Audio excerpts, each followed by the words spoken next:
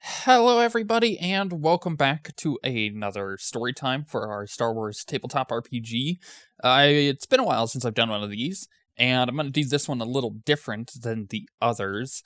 The others I did kind of more like an audiobook, which was a lot of fun, but it took a lot of time, and just for the sake of trying it, I'm going to try a more narrative way of just, telling you guys the story as opposed to acting it out weirdly. So we'll see how you guys like it. Let me know one way or the other if you like the other way more or this way, or if you don't really care either way, in which case I would prefer to do the one that I can get out quicker, which is this style.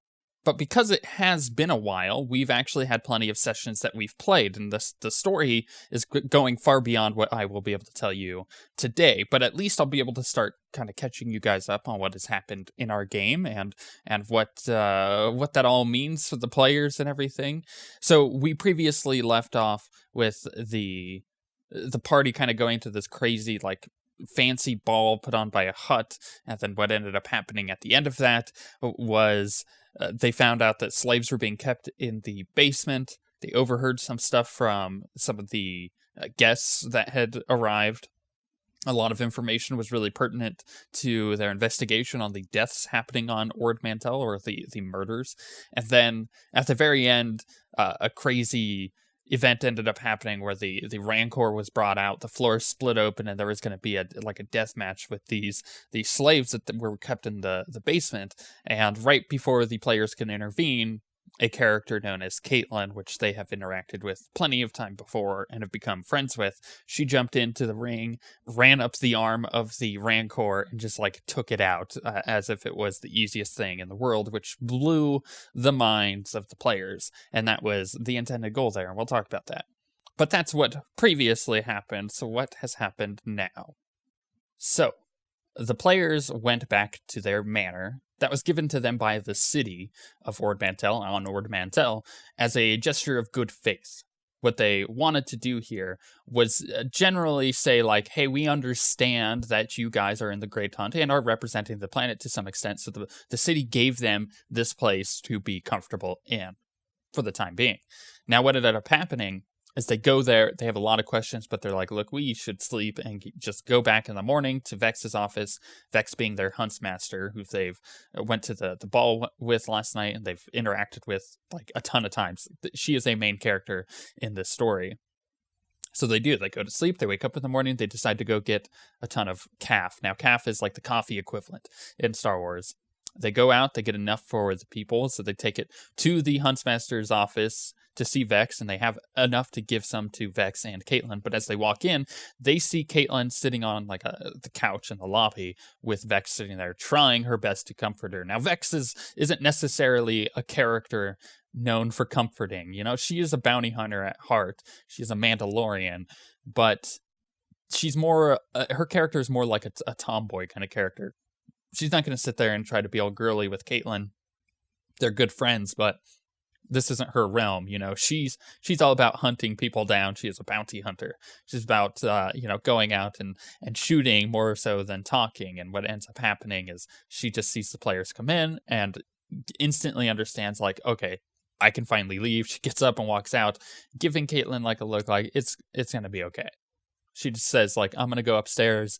You guys, you probably have a lot to discuss. And of course they do. Now, what ends up happening is, because now that Vex has gotten up, there's an empty seat on the couch, and Caitlyn, acknowledging the presence of our smuggler Alask, pats down on the couch, saying "Hey, come sit. I have a story to tell you," and indeed she does, because up until this point, Caitlyn, in the eyes of the players, has just been a secretary. But the night before, she goes and just one-shots a Rancor. How does that happen? Well, there is a pretty significant story to be told, and she does indeed tell it to the player. She says, look, I know that there's a lot of explanation that needs to happen, and to be honest, I hadn't want to tell you guys yet, because you guys, while you've been around, I don't necessarily think I can trust you yet. And what ended up happening was she is a part of a group of big game hunters called the Saphira Hunters. And the Saphira Hunters are basically just hunters throughout the galaxy that go and hunt big game, but it's a lineage thing. It's not just like, oh, you can sign up to be a Saphira hunter. It's you have to be part of the family, because this has been going on for generations. And big game hunters do exist within the Star Wars universe, but the Saphira hunters is a group of big game hunters that I created.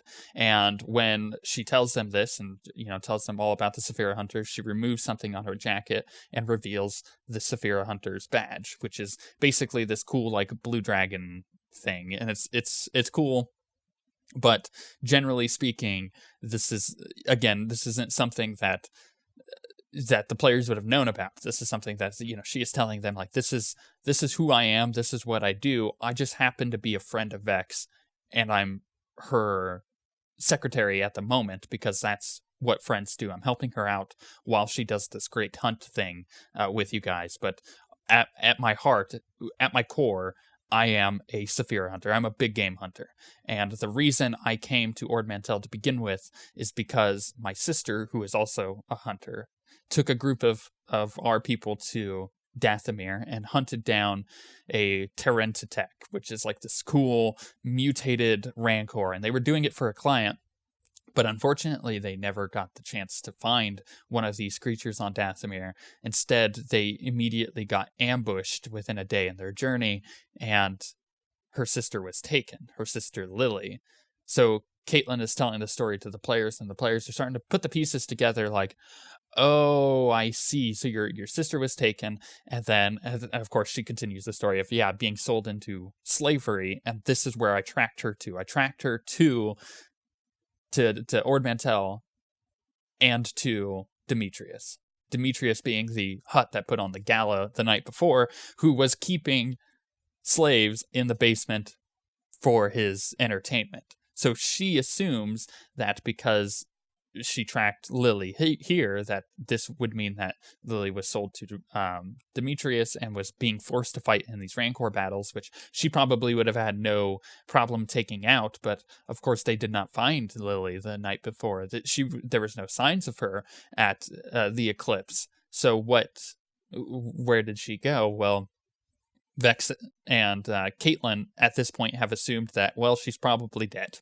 Like, Lily is probably dead at this point, and there's really nothing you can do. But the last lead that I had, the real lead, was on Dathomir, and because of that, she just assumes the worst.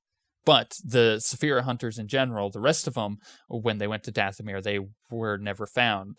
Caitlyn could never find any leads there or where the heck they went. All she knows is that they were obviously captured by the Knight brothers, which is like this crazy group of Zabraks that exist within the universe. They're these weird tribal group of Zabraks that actually do end up living on Dathomir, though it's not their home planet.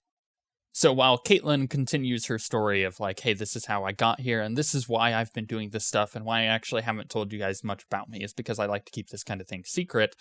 I was implementing a storytelling technique that I think is really important and is really powerful. Something that you guys should implement in any kind of storytelling. Maybe it just be, like, if you're in school and you're writing a paper, or you are, doing tabletop RPGs, it doesn't matter. It's a good storytelling technique, which is that of show, don't tell. See, when the players first met Caitlyn, I didn't say, hey, this character is a badass. I never told them anything about her. I told them what about her they saw, and they saw that she was a secretary and that she was, fairly pretty and proper and everything. So they assumed that's how she is, that she isn't a badass. They took it down that line, which is exactly what she wanted people to see. But in reality, when I ended up showing them who she really is, they managed to already, determine that in their head that she wasn't that character. So when they saw it, it was a cool story moment. It was like, oh wow, this character is really cool, and we dismissed her early on. And it's a storytelling technique that I think is really important. If you introduce a character in a story and just straight up be like, this character is awesome. Well, no, because you told the audience that they are awesome. They don't know that that character is awesome. They haven't made that decision for themselves. So you have to create a situation in which you are showing that that character is awesome. Maybe they have a really awesome character intro where, you know, they're introduced to this character because this character like saves the perspective of like the party in an RPG, or the main characters in a story in a really awesome way, and then they realize like, oh, that character is awesome, right? So that's kind of the idea behind this, of show not tell. I think this is really important, and you should use it in everything. But to continue our story, Caitlyn then, she was playing with a coin this entire time, and she gives the coin to Alask and says, like, this was Lily's lucky coin. So, you know, take this.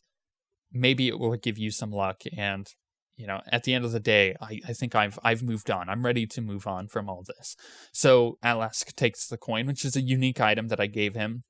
It means that he can re-roll certain things within a session, and it's a really cool item. I'll put it on screen. You guys can see it. It's actually turned out not to be overpowered at all, and it was based around the idea of the luck feat in D&D, and it actually works really well for this game for a smuggler, and I like it. So this is an item I'm going to keep around for a while. But then they're done talking with Caitlyn. Caitlyn has things that she needs to do, so they decide to go upstairs and talk to Vex. And when they reach the upstairs, they see the Wookiee that they saved the night before, and this is when a really cool confrontation happens, where Cookie is looking at this Wookiee, and this Wookiee introduces himself. He says, "My name is Shah, and I knew your father, and I'm glad that you came here because I need to talk to you. Like, there's important stuff to talk about." So Cookie, instantly enthralled, because he hasn't seen his father in a very long time and wants to figure out where the heck he ended up going, because Cookie at this point figures that his father, when he was younger, just left. He doesn't really know the whole story there. So Shaw tells Cookie, like, your father was a part of our military on Kashyyyk. Now, Kashyyyk had, in previous time, during the reign of the Emperor, and at the end of the Civil War, when the second Death Star was exploded, like, Kashyyyk was put into slavery. All of the Wookiees were slaves on their own planet. And eventually, Han Solo and Chewbacca led a giant thing that ended up freeing all these Wookiees. Well, in that process, the Wookiees reestablished their government and reestablished their military. And Shaw is telling Cookie, like, your father was a part of that military, and he always had been kind of like a jungle fighter, and he always tried to, you know, seek freedom for the Wookiees. Well, the group of basically super commandos decided, you know, to hunt down this one guy that was pretty much responsible for the enslavement of the Wookiees. And he was an old Empire person, and he ended up getting away and fleeing to Dathomir. So they, too, went to Dathomir to hunt someone down. Instead of, you know, a crazy monster, they were hunting someone there. And Shaw tells the story of how Cookie's father and their entire little group of commandos got ambushed and captured again by the Knight brothers. And now at this point, the players are like, what? Like, oh, this is too coincidental to be a thing. Something is obviously going on Dathomir. We're going to have to investigate. And it's like, cool, because that's where I want you guys to go. So they have this conversation with Shaw. Shaw basically is like, I need to get back to Kashyyyk. I need to tell them what happened. Thank you for saving me last night, but I need to get back to Kashyyyk. Here is this axe. It was your father's. So Shaw gives Cookie this really awesome axe called Belashar, and, you know, hands it over to him and says, I don't have your father's shield. I'm sorry. Hopefully you'll be able to find it in the future, but you need to go try to find your father. This is really, really important. And, you know, with that, like, oh, suddenly the group has a mission to go on, but they can't necessarily do it right now because they have a bounty coming up, as Vex tells them, like, you guys, if you want to continue doing the Great Hunt, you're gonna need to take care of this bounty. And Cookie basically reserves himself with, you know what, my father's been missing for this long. While it's really important we go find him, it's important that we make sure that we continue this Great Hunt thing, because clearly something is going on with the Great Hunt as well that involves all of this. So in order to stay within the race, we need to we need to do this bounty, but it's not ready yet. So the players have some time. They decide to go off and search the planet, because in the night before, during the gala, they overheard something that someone was coming today, someone of great importance. But as they go outside, the rain has gotten much worse, and it's storming quite badly. There's lightning, which they haven't necessarily seen in this area before. It's a huge thunderstorm, and they go down to the spaceport, and after getting a really good roll on investigation stuff, they end up overhearing that there was a massive escort that came in from the outer, side of the city and not through the spaceport. So they go and investigate, and again, they don't really find anything, but Gand, the bounty hunter, does some tracking and manages to find some, fresh tracks in the mud where a group of people had walked through, maybe an escort, they couldn't tell, and it goes into the city and then down a alleyway. So they follow these tracks down an alleyway, and then it's like a dead end. There is nothing there. It just leads down to a dead end alleyway where there are walls around them, but nowhere to go. And then the party rolled a really, really good check to try to perceive what the heck was going on. And they got a triumph, which is the equivalent of like a critical. And they found that there was a hidden door on one of the walls, but they couldn't quite open it. They didn't have the key to open it, but there was something here. Now, it's at this point that the party's like, okay, there's a lot going on this planet. We need to tell somebody. So they head up to Hightown being where a lot of the important people within Ord Mantell are stationed, including the Shadow Collective. And that's their goal. They want to go to the Shadow Collective members and be like, there's something happening in your city. You need to take care of this. And their idea is to talk to Dalton, which is the leader of not only the Black Suns, but the entire Shadow Collective at the moment. He holds the power here. And it's someone they've interacted with before, a very powerful person. Someone who actually weirdly proved to be some kind of like clandestine ally in some regard. So they decide, okay, we need to go tell him. They get up there, and of course, he's still not on the planet, so they can't tell him. So instead, they decide to go to Iva Vizsla, the leader of the Death Watch. Iva Vizsla is the granddaughter of Pre Vizsla, which is the character in the Clone Wars series, who is also the leader of the Death Watch. So obviously that thing went down. I created Iva as a way to still have the Death Watch have a leader that made sense. I don't know in the story canon for The Force Awakens if there is even Death Watch, but at this point it doesn't matter. We're 5 years behind the beginning of that story anyways.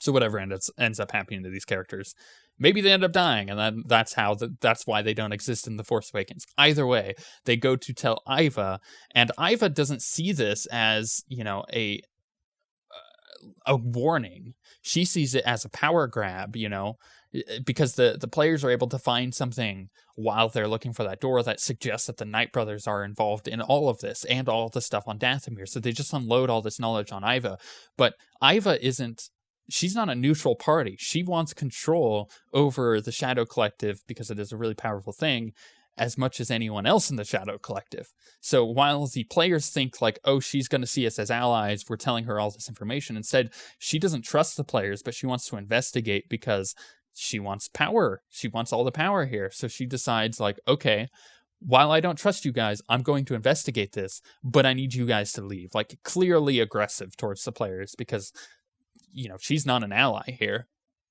And she sees this as a way to take out the Knight brothers, because maybe the Knight brothers are trying to make a power play here. She doesn't see like the whole thing going on in the background, that there's obviously some plot here.